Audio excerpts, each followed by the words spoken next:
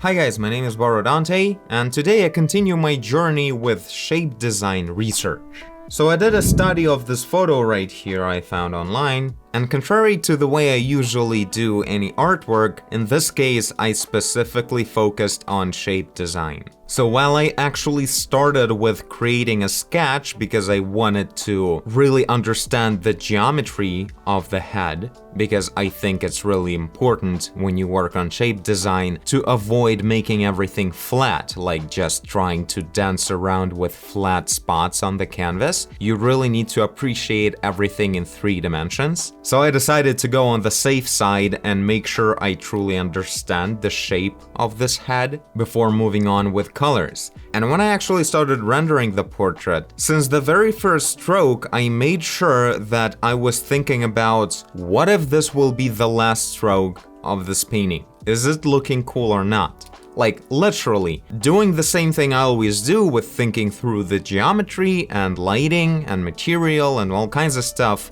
but what is the shape of the stroke? I noticed that was always one of my weakest points. I always go with like postponing the shape part. Like, I'll be able to shape it up later since this is digital. Why am I supposed to? Like, I need to focus on the colors and contrast right now. And I always end up with a certain struggle of actually making everything work together, because without thinking through the shape design from start, you usually fail to inherit the dynamics and the meaning of the shape. And if you start from the very beginning thinking through all of that, and then just breaking down into smaller shapes, it just all comes together so well. Especially one thing that I like about working with shape design like this is that it sort of combines the idea of the gesture with just building the shapes. So you start with a simple stroke, but you try to think through what's the dynamics of this portrait, what's the direction of the flow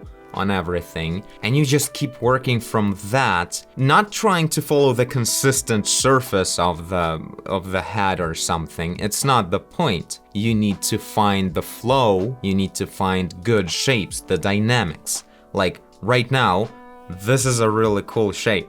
You know, on abstraction level, it's way better than what I would create in older artwork. Like, I did some studies before on this channel. I usually used a very messy brush or a perfectly round brush, and it didn't matter to me what the shapes were, but in the end, they never really shaped into anything dramatically better than what I started with. And I was really neglecting it, but right now, I feel like I'll never go back to that, because this is really incredible. What I really loved about this idea is that you start with a sort of a cartoonish, simplified, dynamic shape that's very choppy and maybe somewhat angular, but also I made sure that I don't just make, straight lines all the time, but frequently you need to like find certain dynamics, like these lines, they need to show certain curves everywhere, like the direction of the flow is frequently some kind of a curve. It doesn't necessarily have to, be consistent curve everywhere like a snake. It usually breaks down somewhere, like it has its end. But still, these directions are very important. And even though you start with something really simple, later as you continue working, and something that I want to do by the end of this video in here, I want to keep working on it to push for a higher level of detail and maybe higher realism, especially with the hair and maybe with some other details, to just achieve a not obviously stylized image, but actually just a realistic, well-done portrait. And what's surprising to me that this stylized approach actually perfectly leads to highly realistic image that's just overall will be a much better structured and well stylized in a good way, in realistic way, and much more expressive and clear image than whatever you achieve when you completely ignore that whole shape design thing and try to go for the final hyper realistic shape of reality.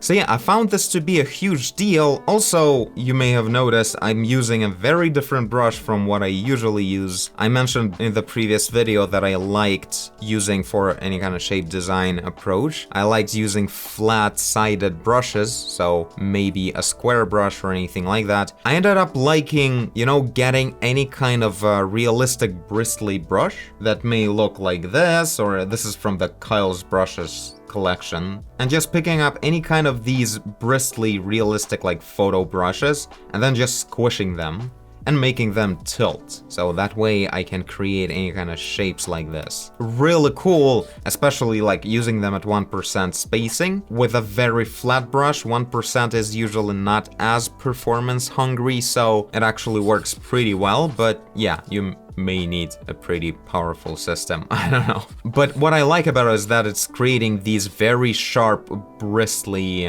like not textures, like if I even turn off the texture, it still has the bristly look, just that the texture increases that even more. And yeah, there are like, here's a different brush, like different texture that's also squished like that, and it's giving that really cool feel. So this was my quick experiment with that. I may later develop my own shape that would work better without creating these obvious digital steps like that. But so far I'm not that concerned about it because what the shapes are overall is way more important. And yeah, same as you work with, you know, when you develop something from your head, you start with a bigger shape and then start thinking with smaller and smaller things, you know? Same way I go with this portrait right now. I simplify things into finding good dynamics, and then later I look at the reference and I see, okay, this thing is a bit more complex. I may define this, you know, eyebrow bump on the skull a bit better, but still like looking for a certain dynamics or something, like how the flow goes this way or that way, deciding on all of that stuff.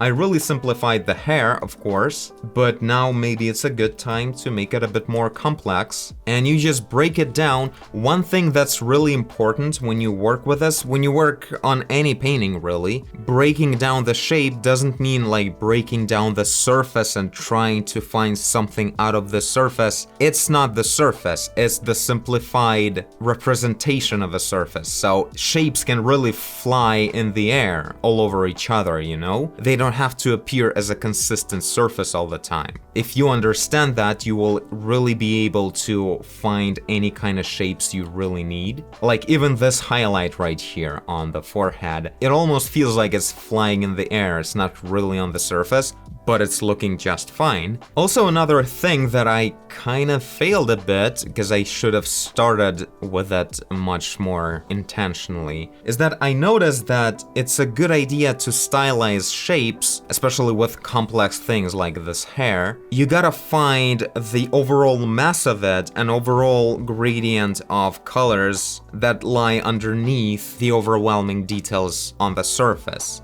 and first define those. So in my case, I should have worked on the gradient from this dark, almost black side of the hair to this lit brown color. So from this to this, I needed to define a good big stylized gradient of how colors changed on the hair overall as a mass, but specifically the one that's going underneath. And then on top, you add these sharper highlights that are working as like a separate surface layer of it. I actually have one good example that I saw on Twitter recently, I think. Ah, there it is. And here, this is an actual oil painting on canvas, and what I found very interesting is how this artist solved the issue of these overwhelming, just red-ish, brownish sticks that form this wintry or early spring, probably, forest in here, like all this mass. You can see how it hints at something that you see in reality, where there's just a whole lot of these fluffy sticks everywhere.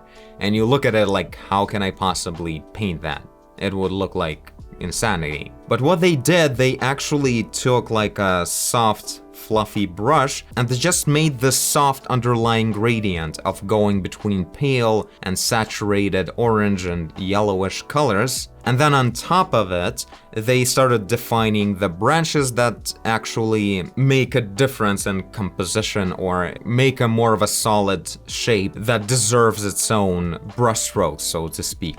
And certain details on top that maybe catch some of the sunlight, and here defining extra details on top. But underneath, there's this gradient of the mass, which is really interesting, and you can't just add it later. You have to start with it, understanding that you need to work on that underneath stuff before working on the shapes on top. And that's a very interesting point, and I kind of missed it here, and now I have this whole side of the hair kind of flat instead of working through the shadows. Maybe I have to recover it a bit, so I'll ruin the highlights that I already defined to go between the shadow and the light on the hair a bit better, and then I'll add those highlights again. So yeah, that's about all I had to say. Thank you guys for watching. Tell me guys what you think on this subject. I think this is a huge deal. This is one of the main things that I was missing. I can't wait to try it in my own artwork without specifically just making a study of a photo. But for now, I just want to keep working on it for a little while in this video. So make sure you check out the rest of the process. And yeah, this is it.